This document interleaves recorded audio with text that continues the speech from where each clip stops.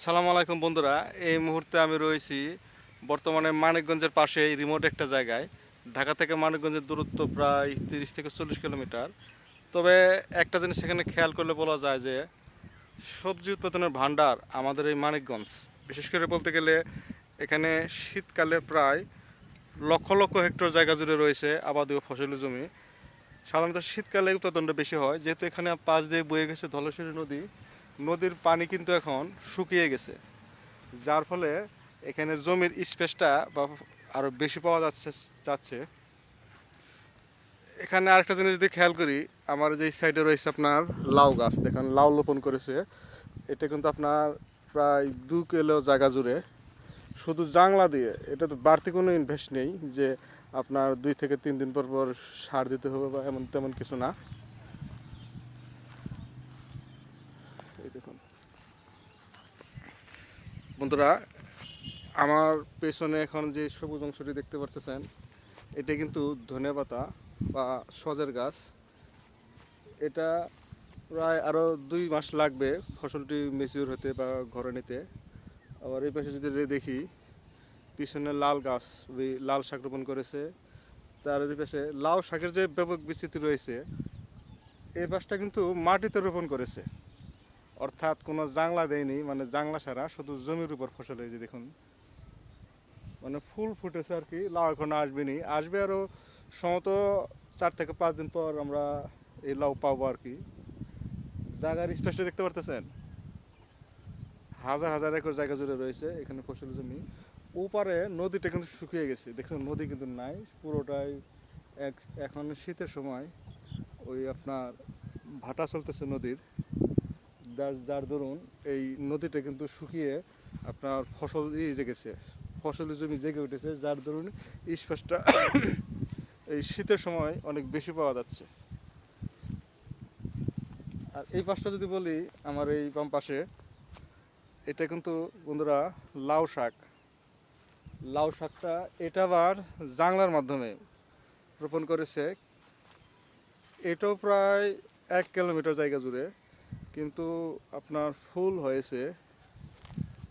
লাউ এখনও আসবে সম্ভবত, এই লাউ আসতে আরও 5 থেকে 7 দিন সময় লাগবে। এগুলি তারা এখান থেকে আপনার ঢাকা সহ ঢাকার পার্শ্ববর্তী ডিস্ট্রিক্ট যেগুলি রয়েছে সেগুলি সেখানে তারা পাইকারিভাবে রপ্তানি করবে।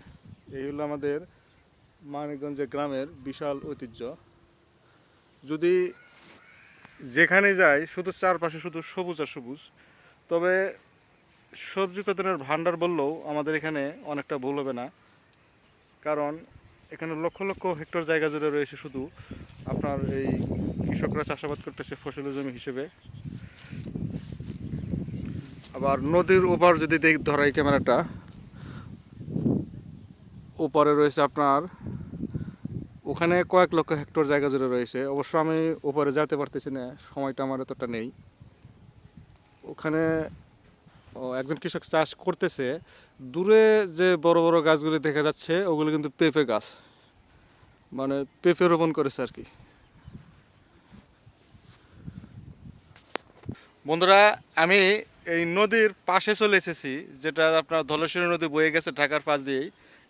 এটা মানগুজের ভেতরে পড়েছে। দেখুন আমার পিছনেই যে নদীটা দেখতে পারতেছেন, শুকিয়ে কিন্তু একেবারে পুকুরের মতো হয়ে গেছে।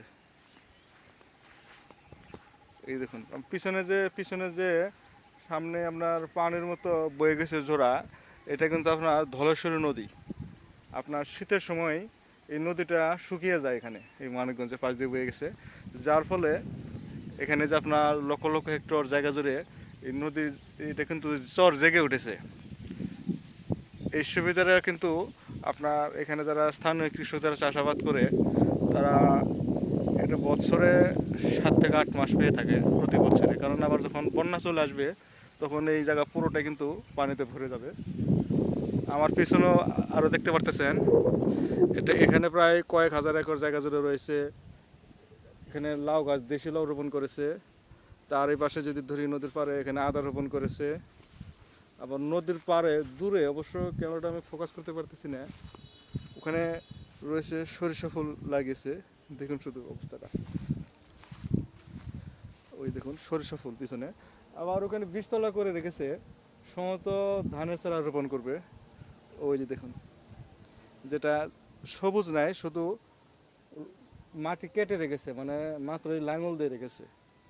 অবশ্য এই বন্যার সিজন ছাড়া একটু জমির স্পেস বেশি পেয়ে থাকে এখানকার লোকজন, যার দরুন এই যে পানির যে ছোট্ট ঝোড়ার মতো দেখা যাচ্ছে, এটা কিন্তু ধলেশ্বরী নদী। নদী এক সময় জোয়ার থাকে, এক সময় ভাটা থাকে। এখন যেহেতু আপনার শীত সময়, এনে কিচ্ছু নাই, পানি নাই। পানি আসলে আবার এই পানি এই পর্যন্ত উঠে যাবে উপরের। বন্ধুরা, আজকের এই ভিডিও এখানে শেষ করে দিচ্ছি। যদি আপনাদের ভিডিওটি ভালো লেগে থাকে তবে চ্যানেলটি সাবস্ক্রাইব করতে ভুলবেন না। দেখা হবে অন্য কোনো ভিডিওতে, অন্য কোনো স্থানে। সেই পর্যন্ত ভালো থাকুন, সুস্থ থাকুন।